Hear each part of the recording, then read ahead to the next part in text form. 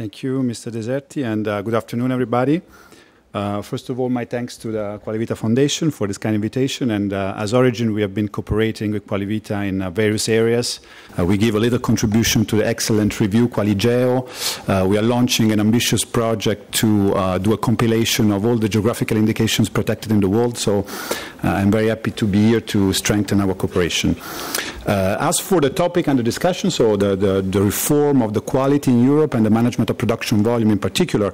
So my task tonight, this evening, is quite easy because I can just say that I totally share the point of view of the previous speakers. But since I have to justify a little bit my trip to Brussels from Geneva, I will try to elaborate a little bit and base actually the previous speakers, some of them in particular, Knaol, Aichig, and oriGin España, are members of oriGin. So I would like maybe to sum up a little bit in a global context what is the position of the European GI groups, why we are asking for the management of production volumes, and see some possible scenarios in the future. So this is a summary of my presentation, so the background, why we're asking for this possibility, and how the system we are asking would work in practice.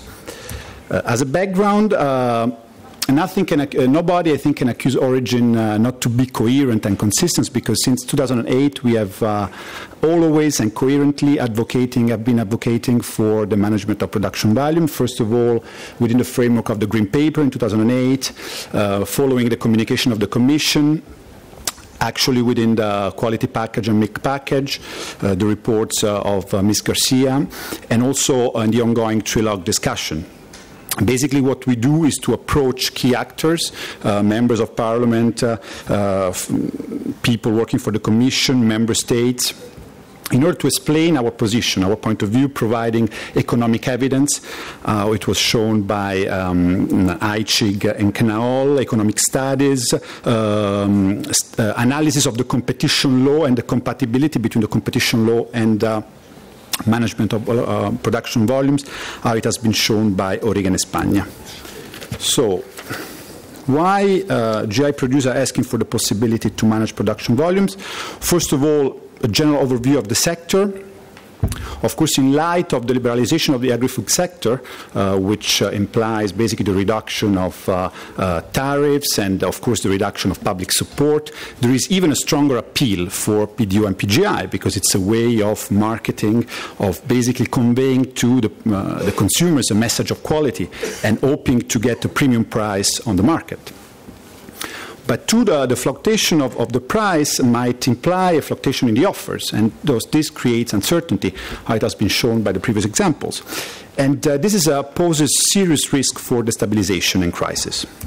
The point is that crises are very specific in the GI sector, because normally in the economic theory, crisis, and we see it often during the current crisis, economic and financial crisis at the world level, crises are seen as an opportunity, because of what Schumpeter was calling creative destruction. Okay, you stop a little production and you move to more competitive sectors.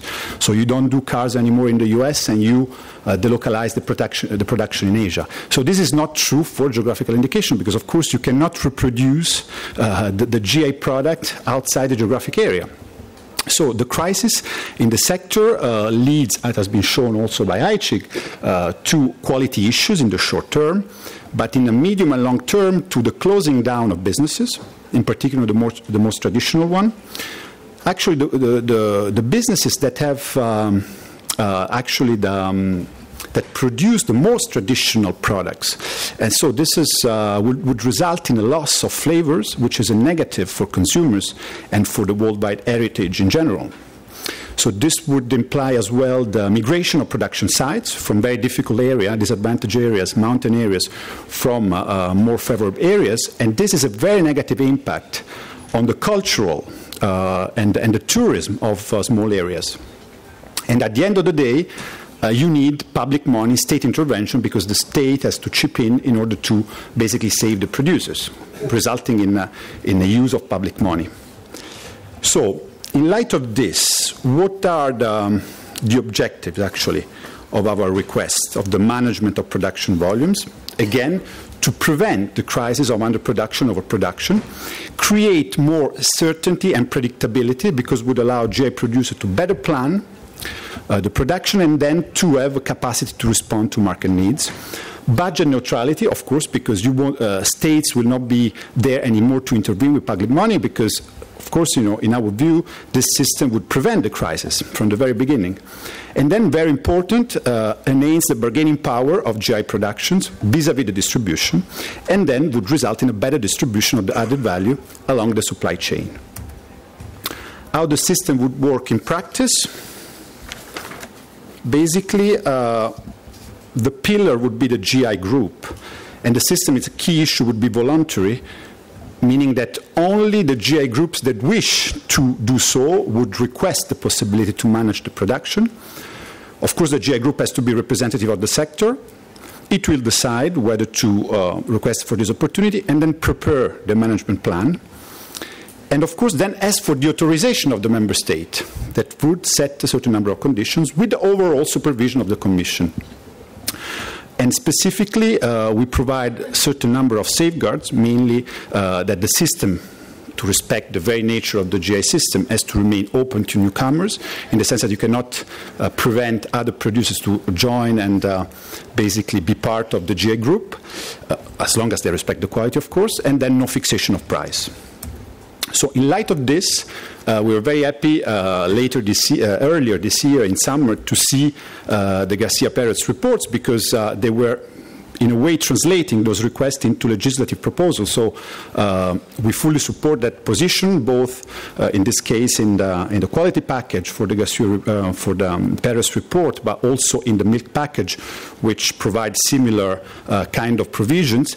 And I take this opportunity also to thank all the members of the Agricultural Committee of the European Parliament to have listened to our proposal and have made an effort to translate this proposal into acceptable legislative solutions. But also, according to the latest news we get, also our thanks go to the member states, and more are trying to understand this position and supporting.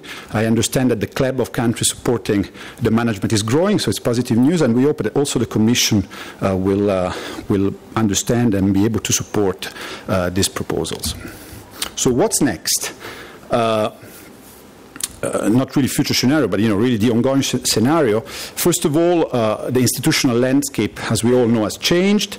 In light of the Lisbon Treaty, there is a key role of the European Parliament in issues concerning agriculture. So this is very positive, because it's crucial to avoid any democratic gap, and this is very relevant nowadays, because often, during this crisis, we hear about decisions that are taken by institutions in the world that are not representative of the people. In this case, through the European Parliament, we are sure that any decision that will be taken will be somehow responsive to the needs of the European peoples.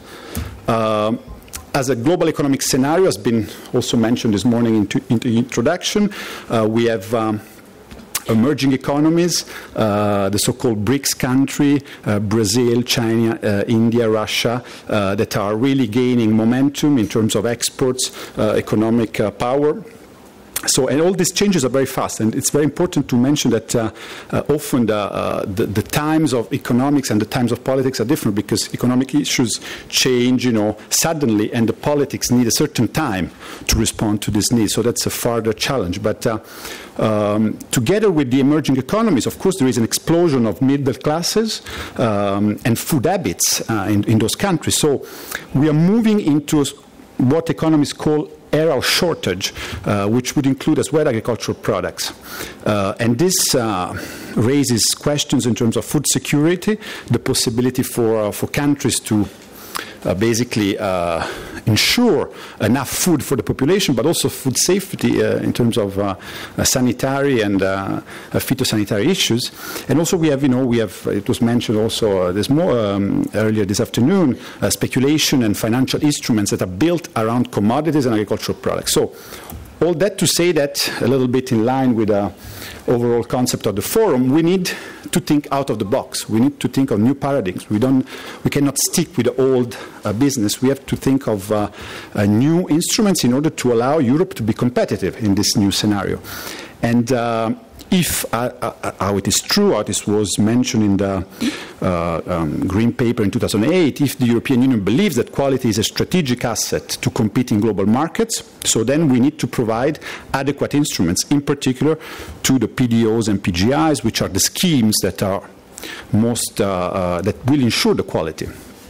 If not, it was mentioned also by iChig, there is a risk that more flexible schemes will be adopted instead of the GIs, and of course this will have a negative effect on quality. So that's all for my presentation. I hope I have respected the time allocated, and I'm happy to respond to your questions. Thank you.